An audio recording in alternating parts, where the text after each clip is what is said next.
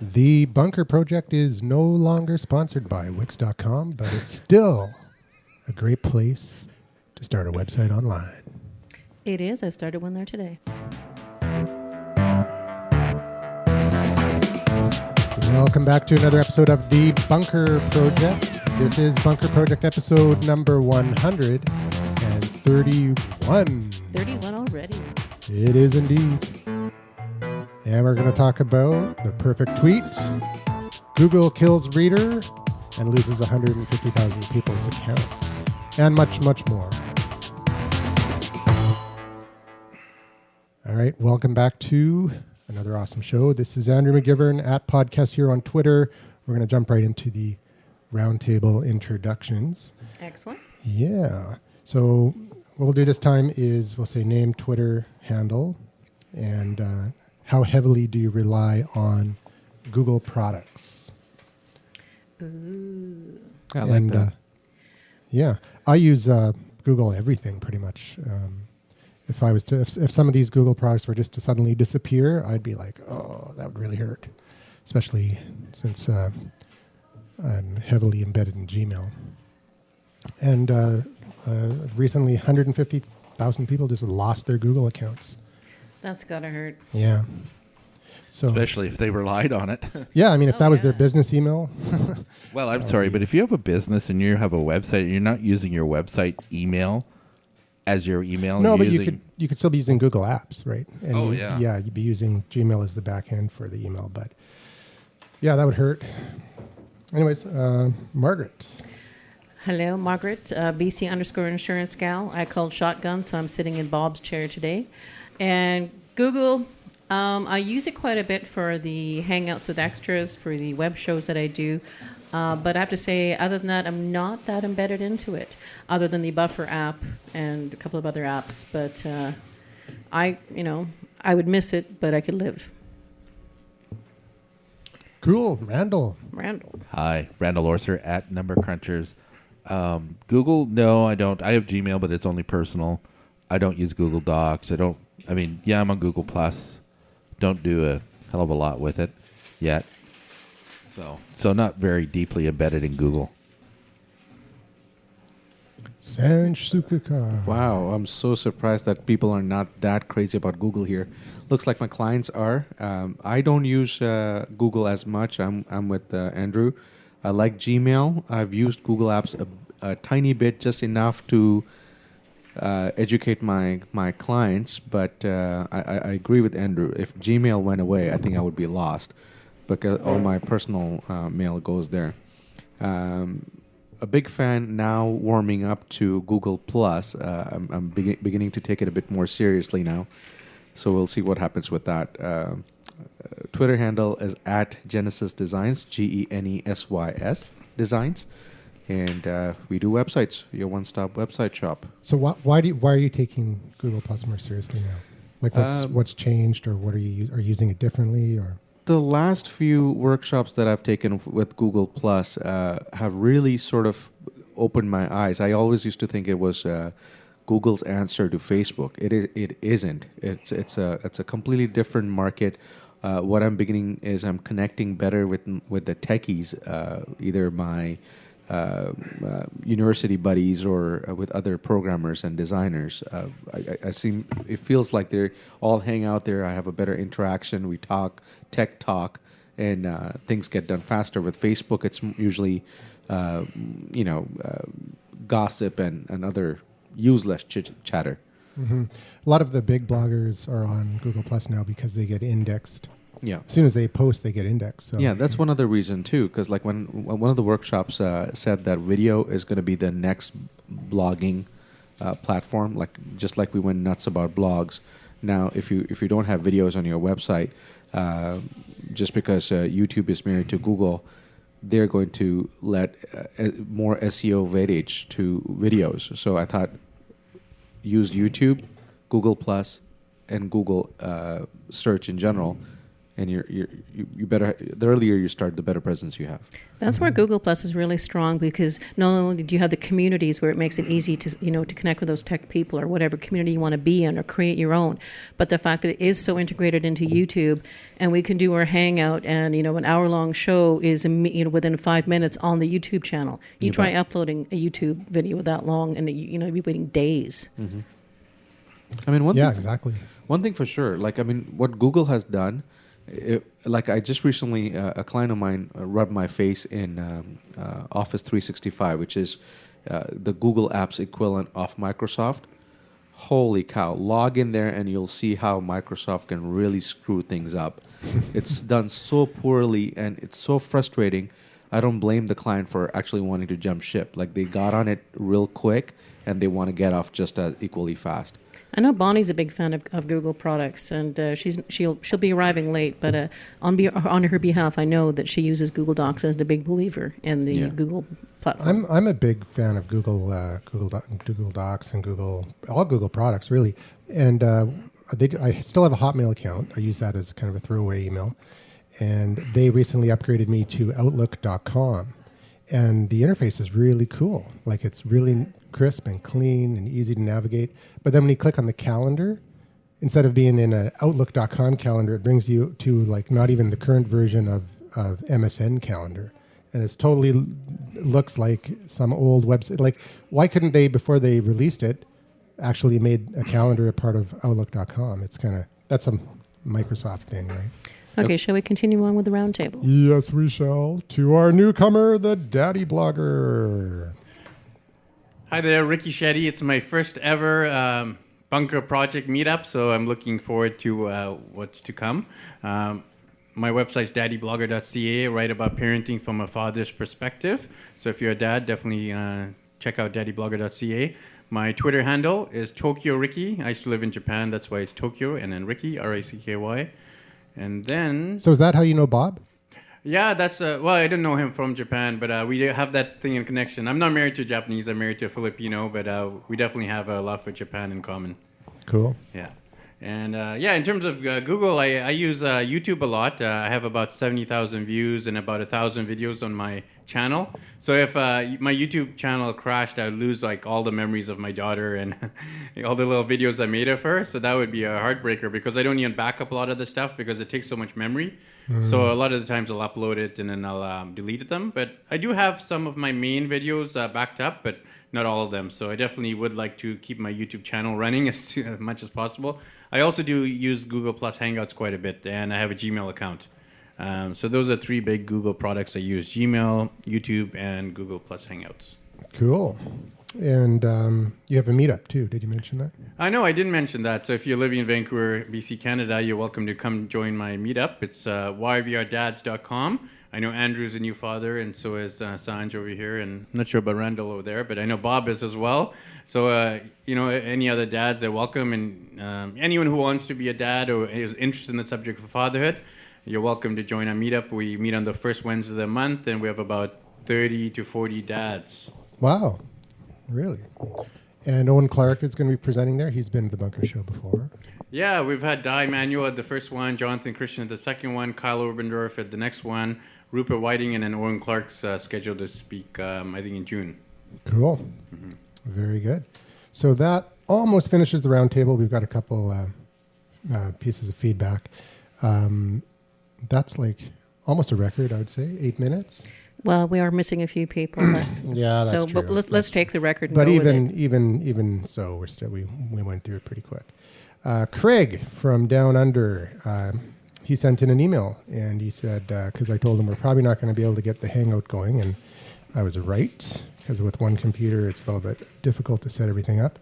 And he said here's a few topics for the show. So if anybody wants to talk about this a little later, we can get into it. Feed.com has all the standard social media stuff, followers, comments, etc. But it's also a blogging platform, and it manages to a paywall as well, so you can charge for your content. So that's PHEED, feed. Yes, feed, like fishing feed. Yeah. And Posterous is disappearing, so he's saying, is this the thinning of the herd? He says, remember the DOS days when everyone had their own version of DOS, but eventually the world settled on MS-DOS. Is social media going the same way? And also, Ford has released an SDK for their cars. Developers will now be able to build apps, including social media plugins, directly for a car. So Stitcher as a channel on a just like Stitcher is in the Ford and many other brands, automotive brands have Stitcher built in now, and Facebook check-ins from your cruise control. So that's interesting. Are we going to see the merge of online and everyday tech? So, for people listening, everybody's got copies of the show notes. So now you'll hear these paper wrestling all over the place and stuff like that. So I don't know. That's pretty interesting. Anybody want to chime in on any of that stuff? I'm just afraid to find out. Next thing, I already, when I go to Netflix, I already see what movies Andrew watches because it tells me. Andrew. Actually, it's not 100% true. It's a little bit inaccurate. Okay, what Andrew... Disregard the porn.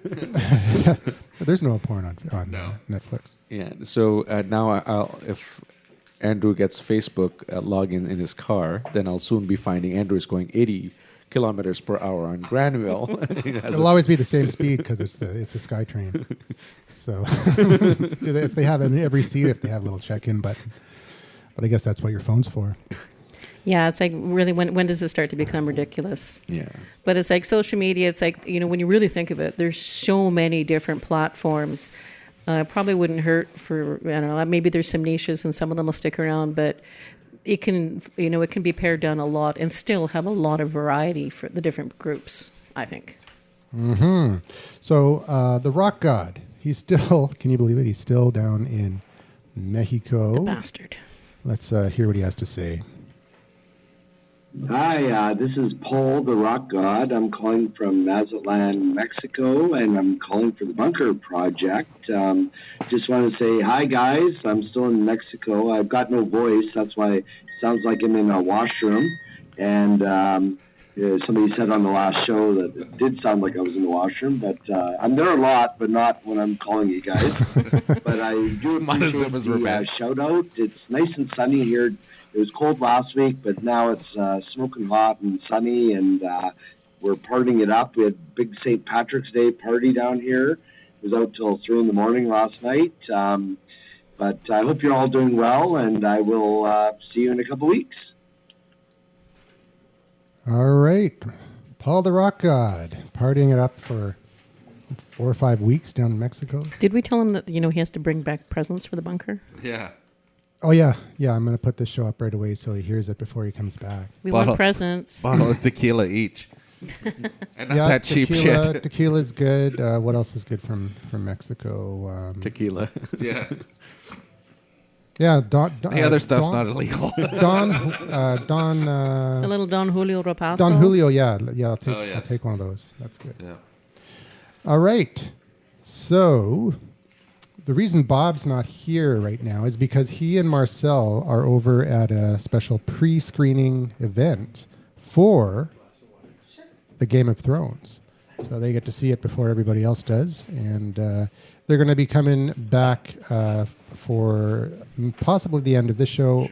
Probably not. They'll probably make it for the second show, which will come out next week. So you might see them this week, but probably not. We just got another Bunker Maven just arrived in the house. We got the nosy Paul Maven. Hi, how's it going? Or is he the anti-lawyer Maven? I can't remember. No. We're all anti-lawyer Mavens.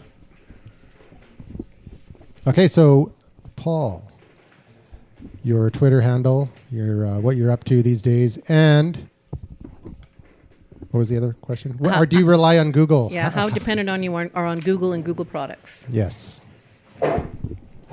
Hello, is this microphone working? Yep. Yeah, we hear you loud and clear. It's a little on the loose side. Okay, so do you want to go through those questions again? Sure. Your name, one by one. Name, Twitter, and do you rely on to what extent do you rely on Google products? Okay, like Gmail, Google Reader, FeedBurner, YouTube, and all that stuff. And they just came out with a new product today, Google Keep. Google Keep. Yeah. Well, I think they keep everything, don't they? To answer the first, I am Paul, Nosy Paul, Nozi, Paul, Paul, on Twitter, at Nosy Paul. So where did Nosy come from again? I can't remember. That was down to the fact that I tried to register the logo Nosy, Nozi, and it was rejected by the Canadian Intellectual Property Office on the grounds that it's the word Nazi, despite the fact that they also rejected on the grounds that it's also the London Olympic logo, according to them, rearranged. So, which it actually was. But how is it the word Nazi? It's not spelt the same. Nozi, but if you look at it, the O is actually an A. And or at least according to the Canadian Intellectual Property If you have so many black beers that you stare at an O, you start to see an A. Well, this was when I was regretfully very sober. So that's that. Reliance on Google, way too much, and all I really use is the search engine and the YouTube. I'm using YouTube at the moment to try and learn Chinese. Washapul, Daja Hao Washapul, which means hello everyone, I'm Paul. Nice. Nehoma. Very good. Yeah. Cool. Okay. Ow. And that is a wrap for the round table introductions. And I'm here with my co-host, Margaret Reynolds. Hello. All right. So we talked about Twitter. We had an awesome seminar with Bonnie. Was it 2 episodes ago? Yes, it was. Yeah. And actually, Bob suggested this topic. It's called How to Write a Perfect Tweet.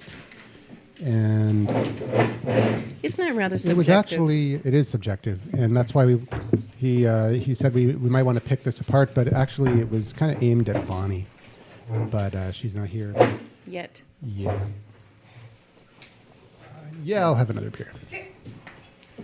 She's not here yet, but basically we'll put this in the show notes. It says how to build the perfect tweet. And it's got a call to action in the front. And I've never done this. Put square brackets around something that's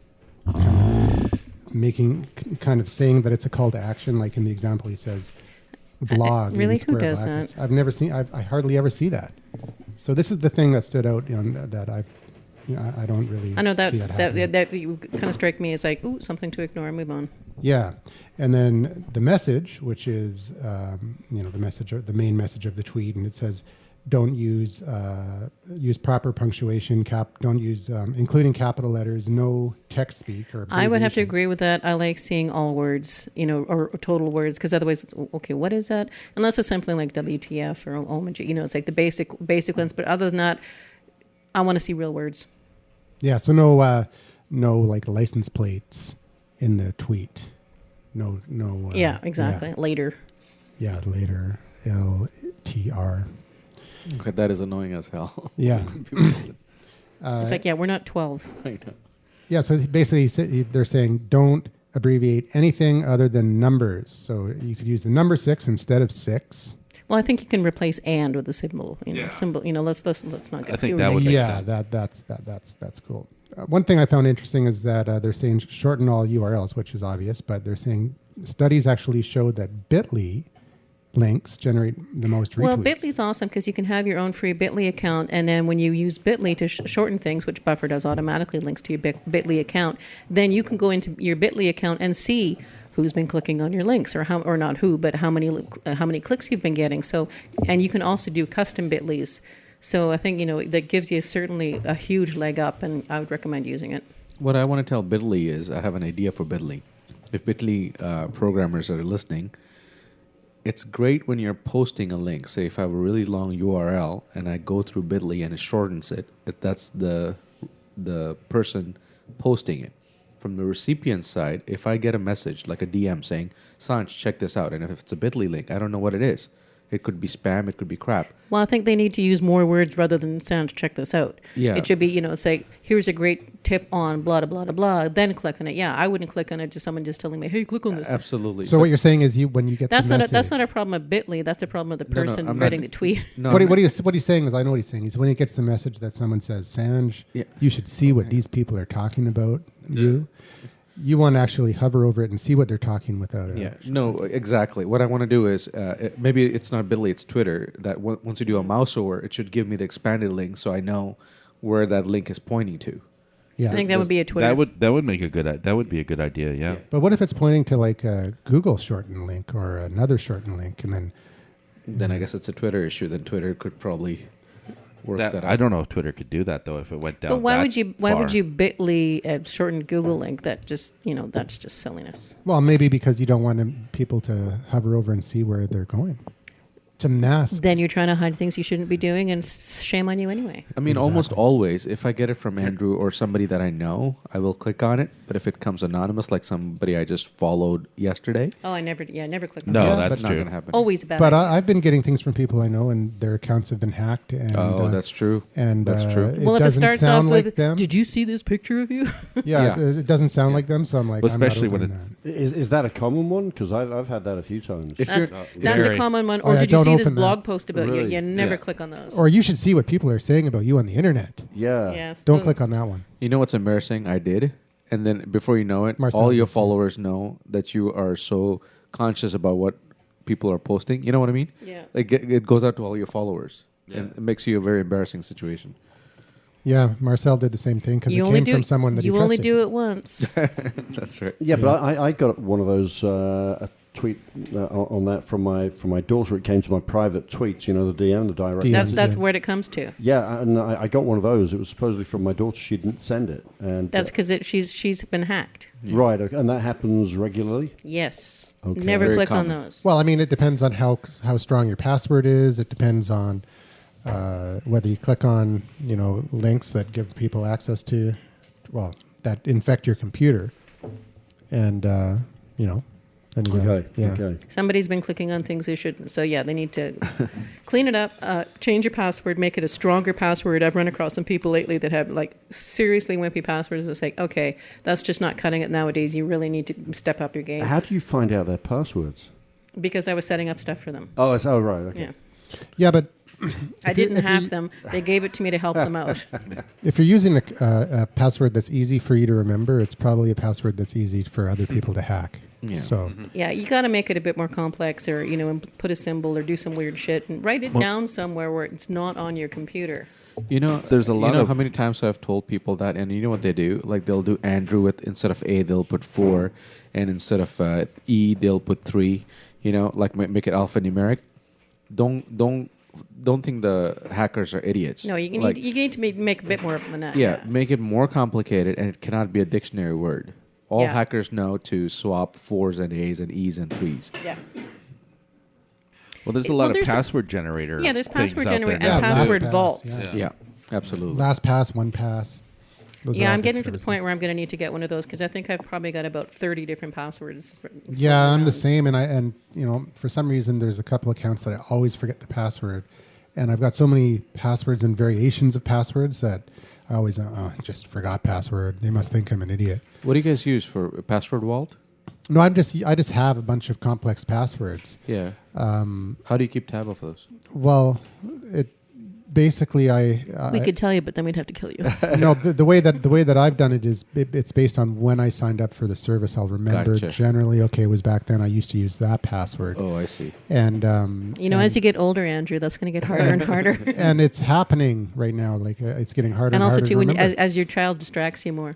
Yeah. So, So- anyway, speaking of distracted, I think we should all take a drink because that was a pretty good diversion. Yeah. It was indeed. So destination. So after we've had our call to action, had our well-worded message, and our bit.ly shortened URL, destination said make 90% of your tweets link to articles, blog posts, pictures, or videos that relate to your message. Really? They needed to say that? Where the hell else would you send them to? Yeah, well, I mean, people put link bait up sometimes. That is just Well, the bait and switch, the old bait and switch. When you trick. figure those out, you unfollow them and block them. Absolutely, but And it did say, interesting, that links don't always have to be at the end of the tweet.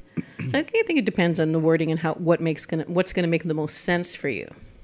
yeah, Yeah, you know 'cause what? They're probably hoping that they put some interesting message in the tweet, and then they have a link to some Amazon affiliate link, and then they're probably hoping that, oh shoot, what does this have to do with it? And then, I might as well go shopping. I'm here already. I saw an interesting tweet on the way down, and it said, you know those fill in the blank tweets that some people send out. They said they get 90% more engagement than other tweets. I didn't click on the link yet because I was on my way here, but I did. What's the fill in the blank? What am I missing? It's like, when, they ask you part of a question, you have to fill in. And, I see. But apparently people love that and will actually respond and fill in the blank. Yeah, I've heard that on Facebook. It's just so freaking annoying. Yeah, I think it's annoying too. I think it makes the person look really needy. I'm like, engagement is a good thing, but don't. Trying too hard to and get also, engaged. too, sometimes the questions are really irrelevant and have nothing to do with your business. It's like, also, too, and it's like, none of your business kind of. Right. But it's funny because there's a few people that I follow on Facebook that do those questions, and they get a ton of people replying to them. So sometimes it works for them. I guess apparently it does. So hashtags. I mean, what's your guys' view on hashtags? I kind of think unless there's some real value to it and there's some specific, hashtag, really, I wouldn't use them as a general rule. But this says we should. Yeah, it says we should use 1 to 2 in each message. Okay, I don't use them unless, if I'm talking about, if I was to tweet right now and say, we're here at the Bunker Show, I'd instead of saying bunker project, I'd say pound bunker project, and just put that in the sentence. Yeah, I've done that a couple of times here. Yeah, so I would agree with that. But also, we're at a particular event and we're talking about the bunker project. Makes sense. If I'm just sending out regular tweets about finance or saving money or other things, it's like, why would I want to use a valuable real estate to include a hashtag? Yeah. Well, unless of course it's like, you're tweeting about an event, like you said, or a particular subject, like it really does hashtag have to be taxes, right? It's got to be a valuable reason. But you wouldn't do that all the time in your tweets. No. So what they're saying is that by using a hashtag, you can get increased reach above and beyond your followers. Do you guys ever search based on hashtags? Yeah, I do. Sometimes. Sometimes, but very often. Not often. Yeah. But then I think I agree. It gets very repulsive when you get some tweet posts with like pound Burnaby, pound Coquitlam, pound Surrey, pound. It's just I'm like, stop it. Yeah, and you just want to pound them. Yeah, I'll sometimes I'll search for a topic like podcasting or something very specific for a hashtag. Yeah. Sometimes you find some interesting tweets. I'd be surprised if anybody does a pound or hashtag life insurance. Yeah, I think I'll skip that. Yeah, I want to find out more about life insurance. Shh. Yeah, I tend to use those pound things when I'm replying to those fill in the blank tweets, and I do. I know it's kind of needy, and but they can be pretty good. Like those joke ones. Exactly. Yeah, but I mean, if they work and they engage people, I agree with Sam that it seems a little bit. So let's see. What it mentions in retweets, use these to call out authors. Well, yeah, I think it's good. I mean, it's like I think it's a nice way to thank someone for following you or retweeting you, rather than just do a pointless "thanks for retweeting me." I'd take a look and see, do they have some tweets of value that I could retweet? I think that's going to add more value to their Twitter than a simple thank you. Yeah, for sure. Because otherwise you're just, what's the point, right? Well, yeah, just a thank you tweet is just basically dead space on Twitter. It really doesn't add value to anything. Well, I guess it's polite, I guess. So you could. I don't know, I'd rather they retweet me. Yeah, for sure. Well, especially for some people when they get, you're getting 100 retweets and stuff like that for some of the bigger. I mean, how the hell do they thank everybody? And I've seen people do it, and then it takes up a whole stream on their Twitter, and it's like, okay, that's going to annoy all their other followers. Well, that's it. You get tired of it. Are they doing it manually, or are they using some tool that sends out auto thank yous to? Well, I don't know. I think this one they were actually doing it manually because they look pretty customized. They're using a tool. It's probably their intern. But yeah, it's like, and also those auto thank yous are really dumb. As Bonnie and I touched on it in Women Talking Tech, talking about some of the top 10 corporate social media fails. And American Airlines, of course, auto thanks. Thank you for thank you for tweeting American Airlines. We're so wonderful. And the tweet had been, you guys are are absolute idiots. You have the shittiest airline ever. And then they auto-tweet back this, thank you for, it's like, it was totally inappropriate and just not a good idea. That's No. like when you're on hold. Thank you for calling. Your call is important to us. Please, it's like if my call's so fucking important, answer the phone. If you're gonna use one of those automated systems like TweetAdder or something like that, don't use it for that. That's like the worst possible thing you could do. Yeah. No, It's auto-replying, I really think that should be banned because, it's just not a good idea. No, it Okay, just I'll take it that. And just- Auto-reply people off. can tell it's auto-replied, and it's like it doesn't mean anything. yeah, and, Well, and, no. and it really does emphasize the fact that you don't care and you're not there. Really, you're a robot when that happens. Don't right? be a robot. Thank you for calling. Yeah. No, Your, I your think- tweet is important, Yes, your tweet is important. just like everybody else's. I think when everybody sets up their Twitter account, everybody has their specific set of pitfalls. Like Paul said, you'll go click on links that says see what everybody else is talking about you. You'll do the autofollow. I'm guilty of that. I've clicked on those links. I've done not autofollow, the auto. Because I've thank seen yous. autofollow that has been it's like aside from the American Airlines, but even people Yeah. that we know, not anybody in this room, but if we're doing autofollow and it is it didn't even make sense to the replete to the tweet they were replying to. That's so right. yeah, it's just So you mean auto an auto reply, auto auto reply. responder, yeah. Yeah.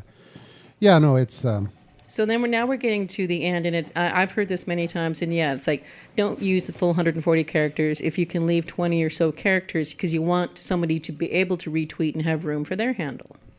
yep, and I think that's a good idea. Actually, you'll be Unless you- surprised if you have space left. Like if you are like 120 or 100, in the stream it actually catches more attention because everybody's maxing theirs out. And people can And- actually make Oh a yeah, comment. that's a good point. Yeah, and yours is shorter. It actually stands out.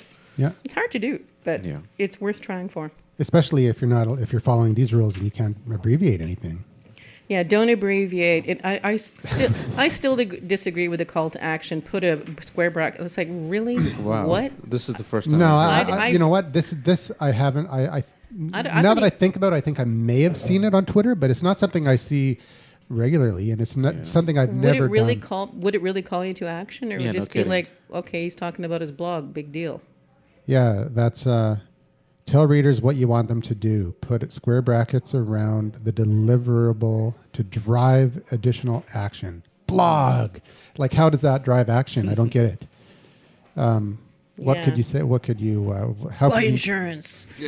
I guess it just Bite takes me. it a step further. Well, from what I was important- Do saying your earlier. taxes. caution? Maybe caution, but I mean, you wouldn't even need to put this square bracket. That seems like more of a hashtag. Yeah, do your taxes. I think if you capitalize it instead of putting it into square brackets, it will drive further action. Like, for example, when I want someone to like my Facebook fan page, and I put like, or if I want someone to share it, I put share in big capital letters. So I don't know Okay. if the same principle will apply to Twitter, but it does seem to work I on don't know. Facebook. If somebody tells me to like their Facebook page, I kind of tend to ignore them and think, no, you need to provide some good value, and if I like it, I like it. But Yeah. telling me to like it doesn't make me like it. Yeah, but it's interesting though because it does. Is that the same as a please retweet? when we did that when the social media club was here and we had that HubSpot study on social media, the please retweet was one of them, and asking people to share or like it actually did increase shares and likes. It's amazing. People are sheep. Yep, a lot of people are. Bleh. But yeah, this whole those two square brackets that waste two characters that you could use for something. I don't. That else. doesn't make sense to me either. Yeah. I'd have to see more examples of the call to action, and maybe then it might make sense. But at the moment, I don't get it. Yeah. Well, I mean, whatever. So, is that the perfect tweet? What's the consensus here? I don't know. The perfect tweet is good content that speaks to your followers, whatever that may be, whatever mood they happen to be in, that drives them to contact you and go, "Hey, we need to talk." How would you assess the perfect tweet? Would it be the tweet that gets retweeted the most? Would it be the tweet that causes most people to start I think following there's too you, many or- variables because, I mean, it really depends on the time of day and who happens to be looking at it and, whether the sun's shining, the dog barked, or their baby's been burped, or all the million things that can distract someone from noticing your tweet.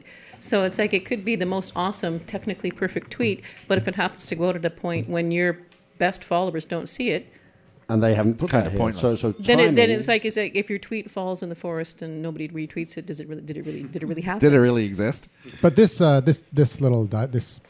blueprint for the perfect tweet wasn't talking about timing or anything like that. It was just there's like a lot the of variables. structure. There's a lot of variables in the time. Even the structure. I mean, if it's good content, you've got a link to a good, to the good content. I don't think people are really going to give a shit. No, I don't think so and either. if you have a reputation providing good content, Yeah, and you have that's That's it. exactly what I was just going to say. That if you consistently put out good quality links and content, then people are going to trust you, and that's going to generate the links. I think one thing that makes sense, so it's like use your own voice in a professional way to add some personality. So it's like use your voice, how you would normally speak to people. Yeah. Not try to sound professional when really you're dig ditches for a living. I think when you hire interns, that's where the message gets diluted. You can tell. Yeah, that using your own voice really only works if your own voice is curtained to the point. I don't think so. Not really. Like, I mean, Twitter forces you to be to the point. Exactly. Yeah. Like you can't.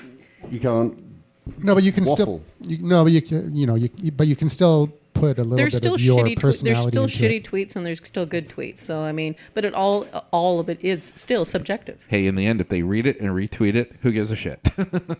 Actually, most of the time, most of my tweets are headlines from blogs that I'm just sharing. Sometimes I rewrite them, but not always. If I like it, I'll just retweet it. Yeah, I'll rewrite resend it. it I'll out. only rewrite it if it's a horrible headline, or if I have a little glitch with my buffer and Zeit app. It doesn't bring Business Insider articles or a couple others, but mainly Business Insider. If I'm retweeting something from or sharing something from Business Insider, it just brings the link, nothing else. So then I have to type it out or create my own title. So And that's kind of strange. yeah, it's weird. You would think that they would want something like their title or Yeah. I don't know why it is. It's stripped out, and it's only a couple blogs that happens with. So Andrew, did this happen today? No, this was about a week or so okay. ago. This is Google. We have a problem. About Dun, dun, dun. 150,000 Google account holders woke up to a nightmare with all their email attachments and Google chat logs gone. Well, it was less than 0.08%. Yeah, less than 0.08%, but it still worked out to 150,000 people. Yeah, it sucks to be you. This is the reason why somebody old school like me has always been shy about cloud. Yeah. Well, I mean, you can always use Google Backup to back up your. Well, if you're using Google account. Google and if you have your Google account set up to come in through your Outlook, then your emails are still going to be on your computer anyway. Yeah, but then but why, that's no different. Then why even use Gmail then? Yeah. Because then, like, the power of Gmail is the web interface for me. But your Outlook could just be kind of like your backup, Exactly. Yes. right? Yes. Then that would. And actually, I do have that coming into my computer. I have it on. After he disses it, he does it himself. Yeah. No, but I never actually Do as I say, not as I do. Yeah. No, I have it there, and my emails go there, but I don't actually use it to check my emails. But or is this respond any to them. different than what Shaw did? I mean, What did Shaw do? well, they deleted emails. Oh yeah, that's right. That was a couple of months ago or something like that. I Didn't can't delete- remember when it didn't delete was. Mine. sorry, what was that? Well, Shaw lost emails. They Yeah, they had did, a hiccup and somebody went and hit the wrong button and Whoa. Intern. the intern. Blame it on the intern. I do it and I get bitched at. Shaw does it and it's okay. It's okay. No, we're not saying it's okay, but it's also too. Sure. We all work in the tech world. We also You all bet. know this shit can happen. Oh yeah. But yeah, it's like you shouldn't be relying on someone else to back up your emails. Is I think the Yeah. bigger message. Yeah. Whether it's Gmail, whatever, you need to figure out some way because it's your emails. Ultimately, it's your responsibility, not Google. And if not Shaw. if it's just a personal account, you talk to your friends and stuff like that. Not a big deal. It might not be a big deal, but if it's your business account, yeah. That's why I have mine coming into Outlook, so it's stored on my PC. Do you If have I it? lose it, it's on my PC. That's my responsibility. This is why I tell business owners, get your own domain name, get your Yeah. own hosting, and get your own email address. Don't rely Yeah. on Gmail, Shaw, somebody else. Then once you have your own domain, you have full control on your email.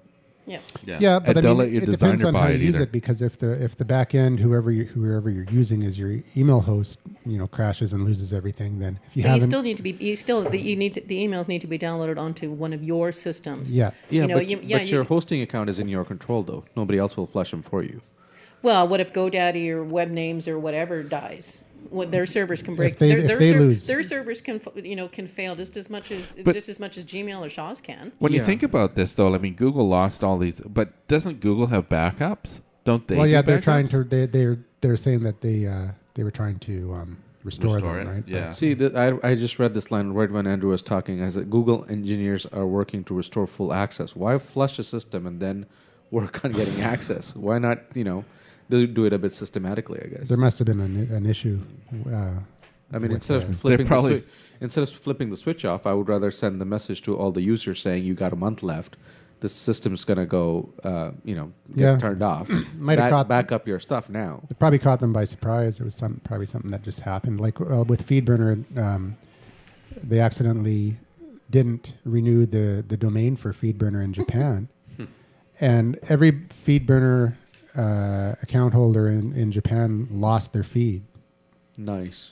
So that's one of the signs that may be leading us to believe that FeedBurner is going to be next on the chopping block for Google. I've heard that from 2 or 3 places saying the same thing. Yeah. Well, lots of pretty much everybody's saying that now because Google Reader's gone. Oh, yeah. Google Reader Bonnie is was sad. gone. I think everybody's sad because the only reason why there's not a heck of a lot of competition for Google Reader is because Google Reader was free, for one. It was provided by Google. And who's going to compete with a free service from Google?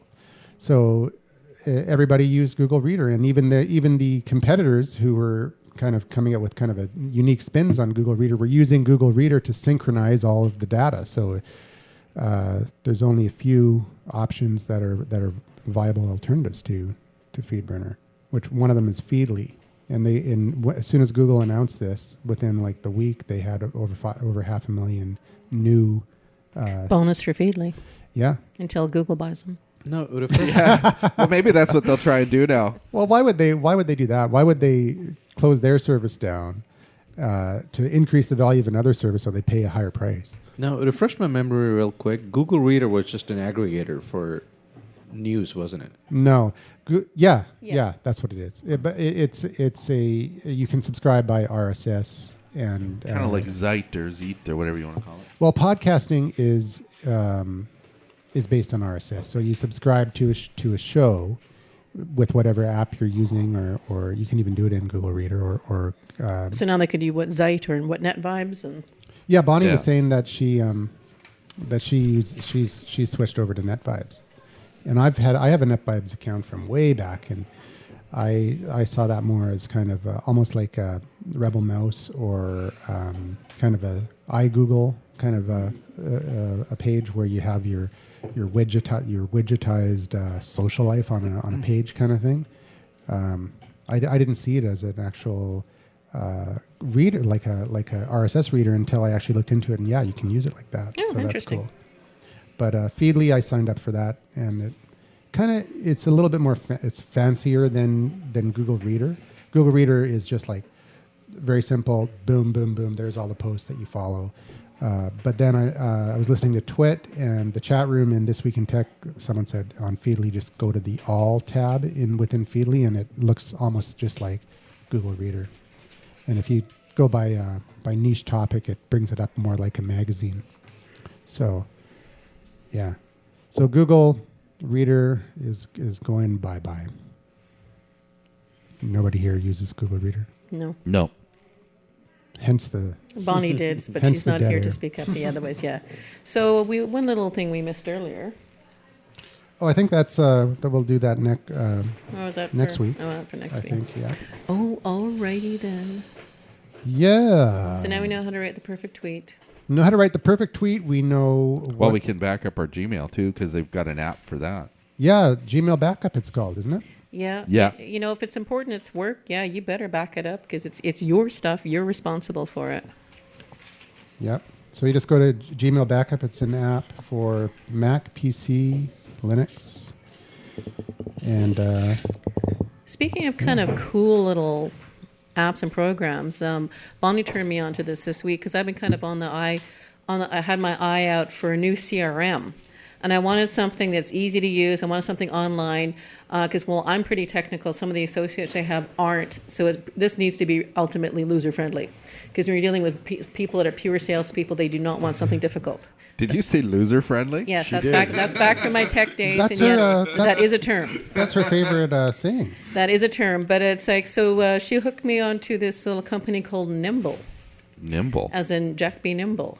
And Nimble is pretty cool. I mean, you can do a free, basic free personal account.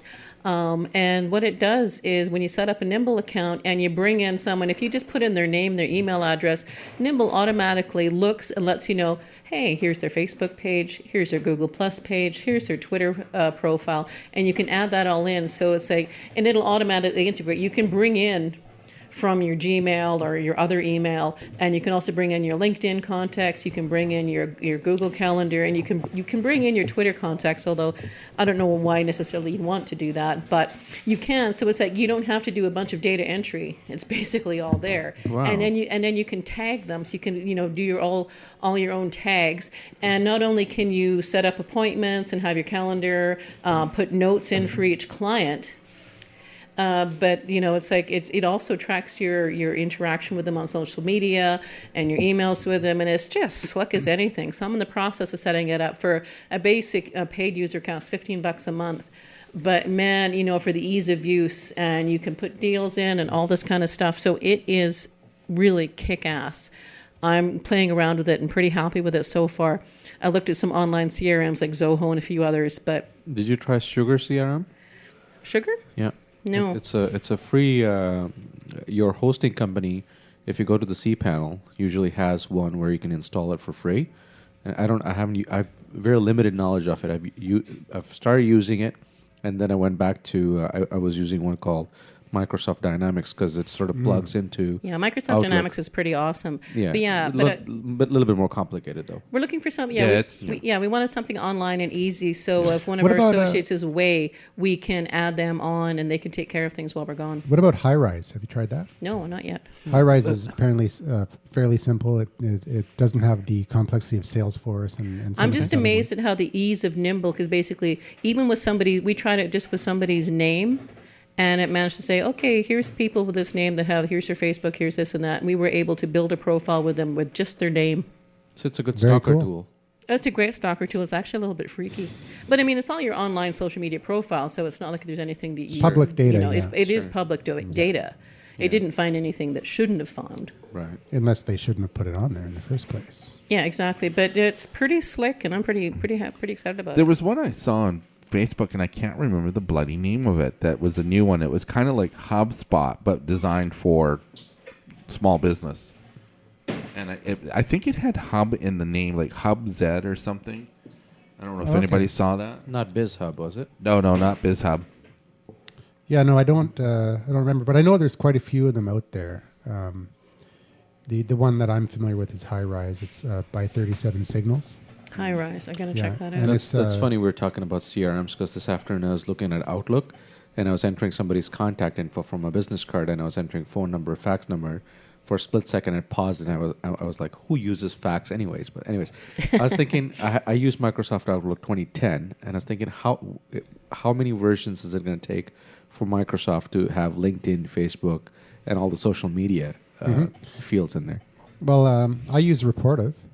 So Reportive is a Gmail app that or an add-on to Gmail that when someone someone sends you an email, it aggregates all their social data. So if you send me an email in my right-hand column and within my Gmail, I'd see your last tweet. Nice. I'd see and everything related. Whoa! Bob and Marcel. Sorry, Bob, you're going to have to wait till the second arrived. show. See what happens when you leave the door unlocked? Bob and Marcel have I called arrived. Shotgun Bob. And we got beer. Yeah. It's Reportive, TIVE. Reportive, yeah, it's a really cool app. Gotcha. Yeah. So high rise. And what was the one you mentioned, Sanj? Sugar. Sugar, just like sugar. Sugar CRM. Cool. I got an invite to Medium today. Anybody try that yet? Mm-mm. It's Twitter's new. The founders of Twitter. They started Blogger, then they started Twitter. Now they've started this one called Medium, which is sharing ideas and experiences that move humanity forward. And basically, it's like a Tumblr. It looks like Tumblr, but it's linked to your Twitter account. And I don't know. It just seems. It says for people who have more to say than 140 characters. So I don't know what they're trying to do with it. It kind of looks kind of cool, the platform, but that'll be interesting. I'll play with it and see what it's. Is it just me, or does it feel like Twitter has gone stagnant? Feel what? Has Twitter gone stagnant? Like, Compared to what?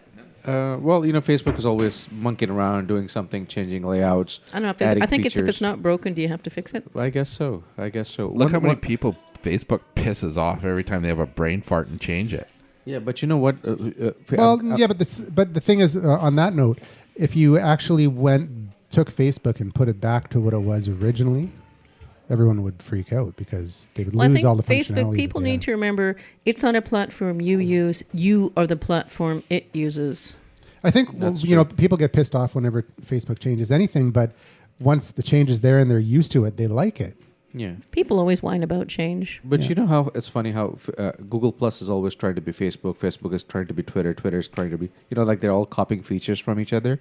Why is Facebook not copying the favorite? I miss the favorites. Like, on Twitter, if Margaret sends me something, Andrew sends me something, there's a link that I like to a blog page, I'll favorite it. Mm-hmm. I love it. Like 6 months later, I can go back and look at my favorites because it's there. Yeah. Well, isn't that what like is?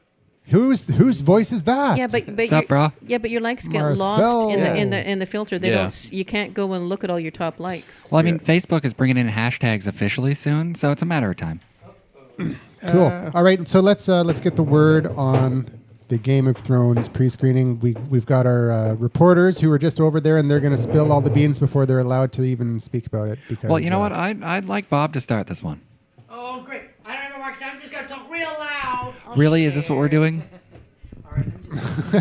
No, you don't have to say anything that you're not allowed to say. Actually, this is just no spoilers. There was no spoilers. I believe in you, Bob. Do me proud. You know what? There was no spoilers because there was... Oh, wait, Bob, get on the mic. Have a He seat. said... Hi there, Bob here. Okay, so why don't you just tell us, I briefly said it earlier in the show where you were, but why don't you just explain so that, give us a little recap of what you guys were doing today. All right, cool. Okay, I'm going to do this. Well, I'll give you a bit of a recap while Mike Bob's headless. trying to figure out his thing. Yeah, That's what she because said. it's Marcel's gig. Marcel did it. Kind of. By sheer random happenstance and luck, and also I'm very attractive. So we got into the advanced screening So of Game modest. of Thrones, watched it 12 days early. That's pretty sweet. And we did so without even being extreme fans, which is also pretty sweet. And it was really, really nice. The screening was great. We had a fun cocktail thingy after with a bunch of random people, and we got free booze, and they gave us lovely gift baskets with like Blu-ray sets and Game of Thrones beer. That's pretty sweet. I am extremely thankful. And Bob, what did you think of the premiere? It was, it was a premiere. You go in there, you get your popcorn. What did you think of the show? Without giving anything away. Anyway. Not that much happened, which we could give away. Without doing so, please, what do you think? Well, you know what? This is like season 3 of probably 50 seasons. So what are you going to see in one show that introduces a new season? And I think Marcel basically summed it up perfectly. It's like we're being reintroduced to all the characters. Like, if you watch regular TV, it's like you watch a show and then at the end of the season, then there's nothing. And really, there is nothing. And there are so many characters in the show. You actually forget what was going on. You remember the last scene. Oh, yeah, there's the Walking Dead. Oh, sorry. But they're basically, it is like Walking Dead. Bunch of zombies. And there's a little chubby guy that I like. And is he going to die or not? And then, boom. Well, there was one more scene, but then it's over, and that's what I remember. And then we start the series. It's like, oh my God, there was dragons. I forgot about the dragons. Yeah, the dragon lady. And then there's who's the king? I hate him. the little Joffrey? asshole. Joffrey, what a jerk. And that I hate him. I'd forgotten how much I hated him. Die. What was interesting for me was it reintroduced all these characters and the emotions attached to them. So I think it did a good job in building up my expectations. So, okay, yeah, I've invested in these guys. I've invested many, many hours in these guys. So I remember why I invested all those hours. So yeah, maybe I'll give the next show a try. But it wasn't like, oh my God, I can't believe they did that. They killed who? And there's explosions and that Dragonator what? That never happened. That never happened. They saved that for the end of the season, though. Yeah. Okay, here's the biggest spoiler. The beheadings. A dragon ate a fish. I mean, boo, that was about the biggest. But the coolest thing about it, he'd flip in the air and he burnt the fish and then he ate it. Is that a spoiler? I think That's we're called going to get barbecue. sued. We're going to get sued if we discuss spoilers, Bob. That's very delicate information you're revealing. Yeah, but whose fish was it? Okay, so how did you It was the oceans. How did you end up there? From Crazy TV Talk, or was it? It was Marcel, and basically it was an office thing because there were a lot of people from his office there.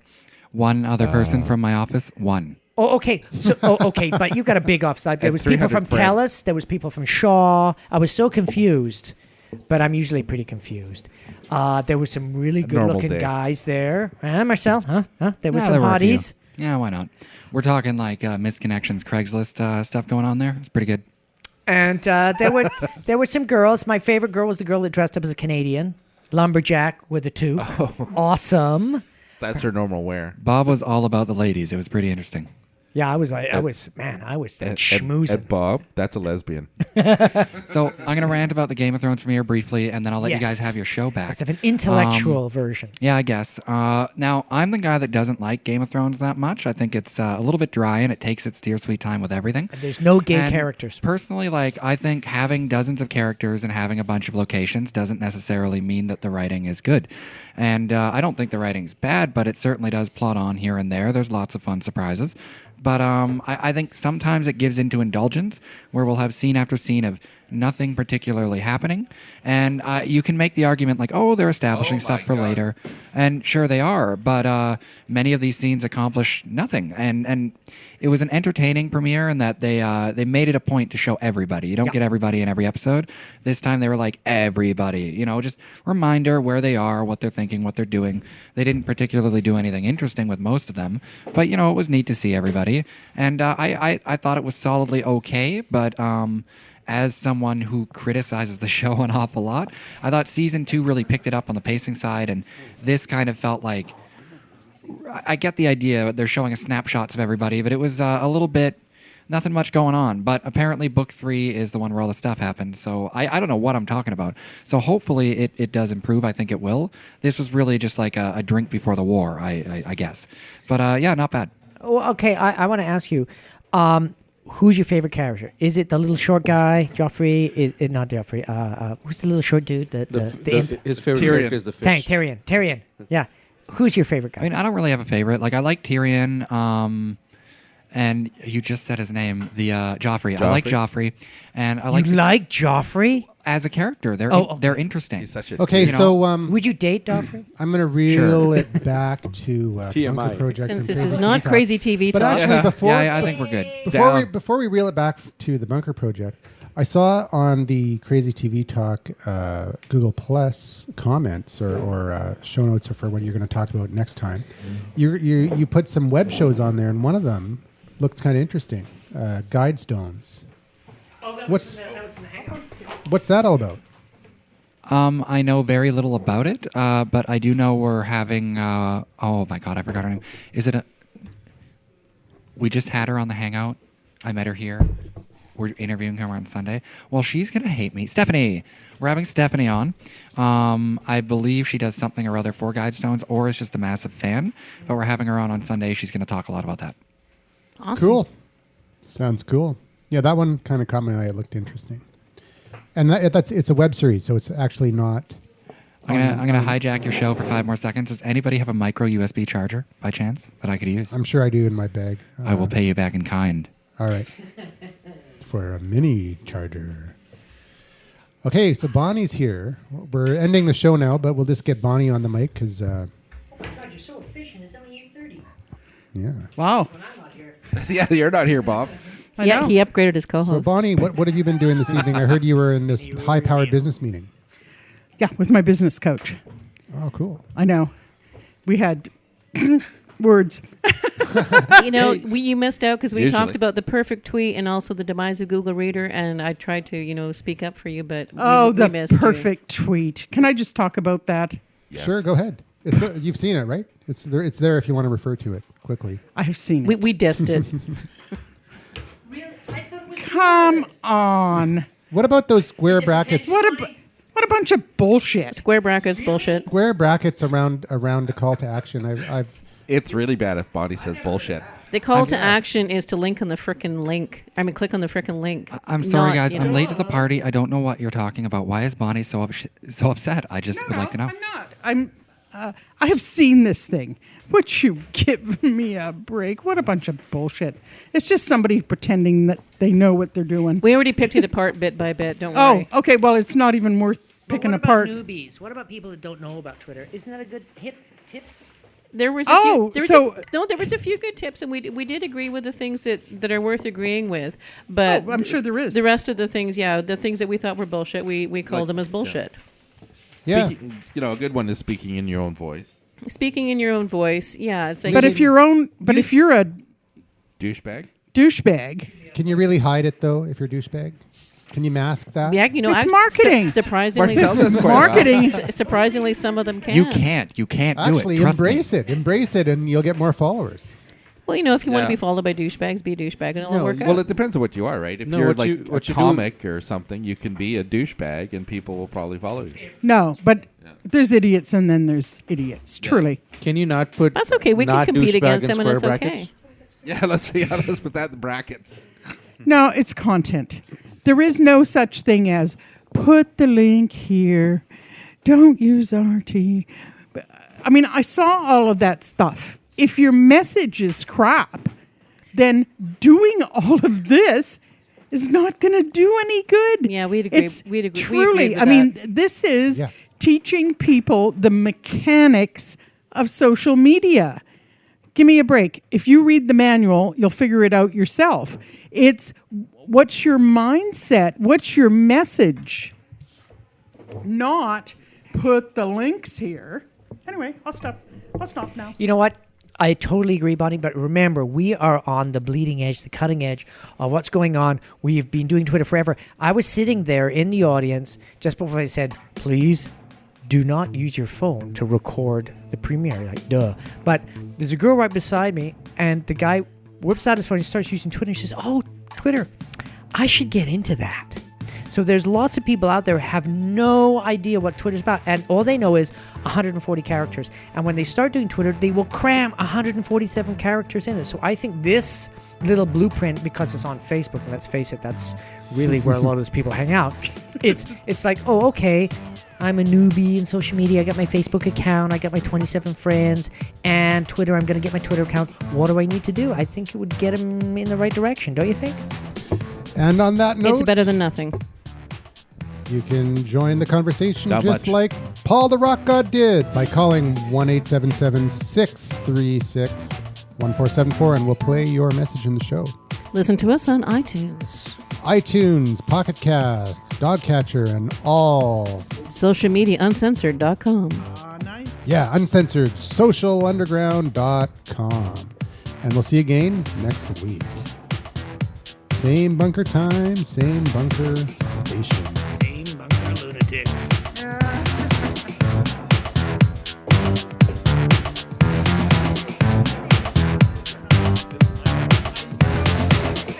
No, but it doesn't turn lower when I do it.